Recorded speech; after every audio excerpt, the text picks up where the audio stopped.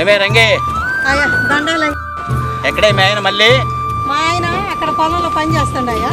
పిలువ ఒకసారి. దొరగారు వచ్చారు, పిలుస్తున్నారు. రా తొందరగా. బాబు గారు వచ్చారా? వస్తున్నా. అయ్యా దండాలయ్యా, ఇంత దూరం మీరు వచ్చారేంటయ్యా? కబురు చేస్తే నేనే వద్దును కదయ్యా. అరే మల్లయ్య నీకు మంచి రాజయోగం పట్టిందిరా. ఏంటో నాకు అర్థం కావట్లేదు అయ్యారు. అదేంటి అయ్యారు? నీ జాతకమే మారిపోతుంది. ఎట్లా అయ్యారు?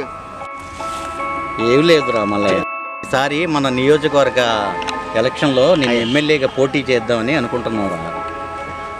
అయ్యా ఎమ్మెల్యేగానా? నా వల్ల ఏమవుతుందయ్యా? ఎమ్మెల్యే గారు అంటే చాలా పెద్ద బాధ్యతతో కూడుకున్న పని కదయ్యా. ప్రజలకి గూడు నూడు నీరు చూడాలయ్యా, అదేవిధంగా రైతులకి వ్యవసాయం చూడాలయ్యా. మీలాంటి పెద్దోరికే సాధ్యం కావట్లేదయ్యా. నా వల్ల ఏమవుతుందయ్యా? నీ బండబడ ఇవన్నీ ఏమి చేయవలసిన లేదురా. మా పిఏ ఉన్నాడా, వాడు ఎక్కడ సంతకం పెట్టమంటే అక్కడ ఒక సంతకం పెట్టి అంతే చాలు. అంతే. నువ్వు ఇలా చేస్తే నీ ఇంట్లో ఏ సమస్య రాకుండా నేను చూసుకుంటా. అంతేనయ్యా? అంతేరా. అయ్యా మీరు గెలిచినా మీరే పరిపాలిస్తారు, మేం గెలిచినా మీరే పరిపాలిస్తారు. ఇక మాదే ఉందయ్యా, మాకు జెండా ఉందయ్యా. ఎదురా నీ జెండా?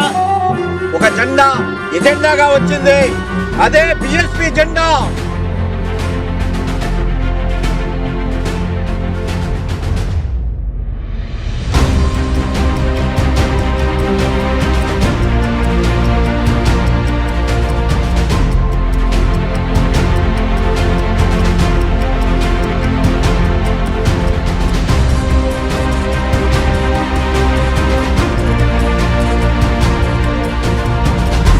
అరవై 70 ఏళ్ల నుంచి మీ యొక్క అగ్రకుల పరిపాలనలో మేమంతా అణగారిపోయాం.